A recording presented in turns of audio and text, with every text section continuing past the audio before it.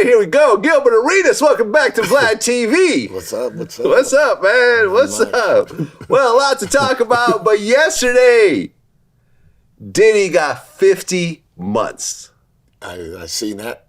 Now, we're not friends with Diddy, but we've run into him. We've had conversations with him over the years. You've had him at your parties. I've interviewed him and so forth.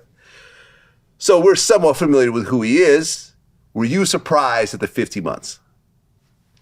To be honest, I didn't really know what he actually was guilty of, right?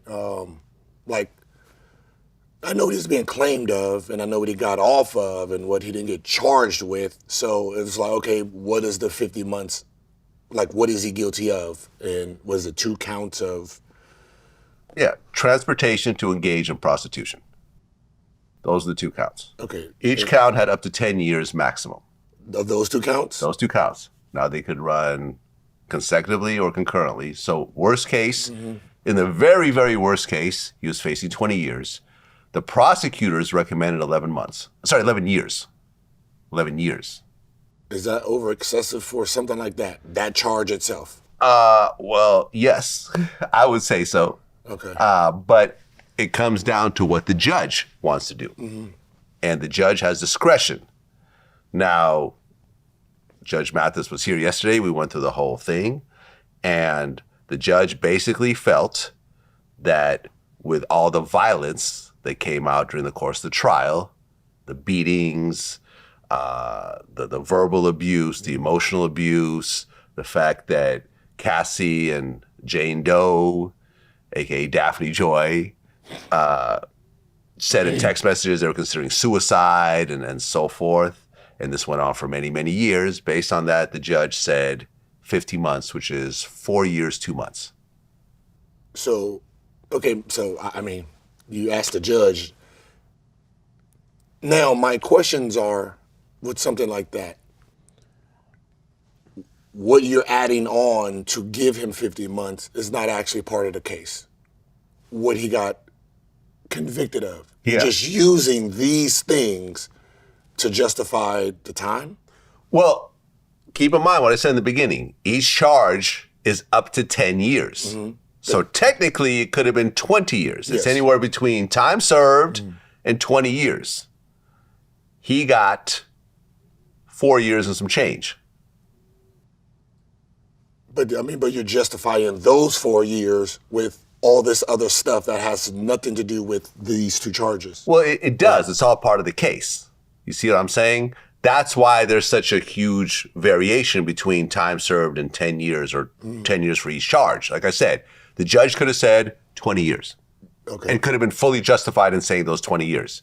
And it's one of those things where when it comes to appeals, it's hard to appeal the sentencing because it's the discretion of the judge. The judge gets to decide. Yeah. So does he get time served? He gets time served. So what is the actual? So if he gets time served, you take 14 months off. So that's 36 months, right? Which is 3 years. Now, he could potentially get into an RDAP program, which is Residential Drug Abuse Program, which could get like 6 months off. So he could get out in maybe 2 years, maybe a year and a half plus house arrest, that type of thing. Okay.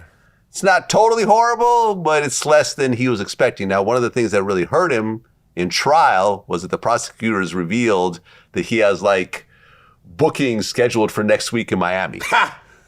You heard about this? No. Yeah. It was confirmed that he had a booking. Who booked it? His people did, and I guess it was confirmed. So they thought he was coming. Like a speaking engagement next week in Miami. So they thought he was getting out. Now. And that worked against him. Mathis even said the judges don't like stuff like that. Just assuming you're getting out and so forth. Yeah. You're kind of like laughing in the face of the court. Okay, but no matter if I'm laughing or not, just charge me with what I'm getting charged with. Like, I don't like that. Like, just get me for the crime. Don't get me for my attitude. My attitude is my attitude. My personality is my personality. No, these things So now happen. it's not about the court. It's about how you feel about me, and you're supposed to be neutral party, right? Because in reality is we've heard this case, right? what we thought the Diddy parties were didn't even be that. Right. We thought there was going to be some celebrities. We thought we were about to see underage kids. Yeah, we thought we were about to get all the great goodness of Hollywood, and we just got two nasty motherfuckers. Three. Yeah, you got one street whore at this moment in time, or what it ended up being, and you got it's like a Bang Bros. It's like a Bang Bros episode, and he's the producer. Just watching too. Well, he's the cuckold. He's the talent, technically. Yeah. The husband that, come to sleep with my wife. Like, so that's all that came about this. Now, I don't like the idea of you give one person immunity that's guilty of the same 100% charge. I've been saying Cassie's really the villain this whole time. Let's just say they're both equally the villain in this. Yes. Right? You can't say one is guilty because this one's helping you and trying to help you, because at the end of the day, what was discovered was basically these two having open type of relationships. Then this immunity shouldn't even be allowed, because you didn't give us nothing.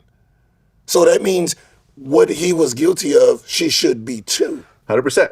Right? I can say if we're giving you immunity because you're giving us these things we don't know. It's going to lead to a fucking 100 years. Some bodies are buried somewhere. Cool. But when the case is finished, we heard everything. It's just you guys had an open relationship. You're sleeping with this person. You're paying. He's paying. Who the fuck knows? And I just don't like the idea where two people are guilty of actually the same thing now.